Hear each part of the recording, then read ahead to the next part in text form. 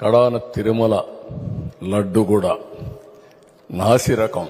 నాకైతే ఆశ్చర్యం వేస్తుంది.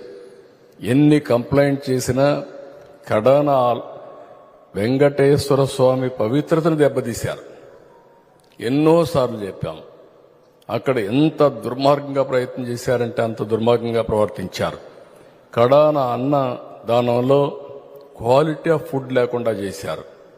దేవుని దగ్గర పెట్టే ప్రసాదం అపవిత్రం చేసే విధంగా ఓసారి బాధేస్తుంది. నాసి రకమైన ఇంగ్రీడియంట్సే కాకుండా ఎనిమల్ ఫ్యాట్ కూడా వాడారని, ఏది గీకు బదులు. ఈరోజు స్వచ్ఛమైన గీ తెమన్నాం, ప్రక్షాళన చేయమన్నాం. నాణ్యత పెరిగింది, ఇంకా కూడా నాణ్యత పెంచుతాం. అల్టిమేట్గా వెంకటేశ్వర స్వామి మన రాష్ట్రంలో ఉండడం మన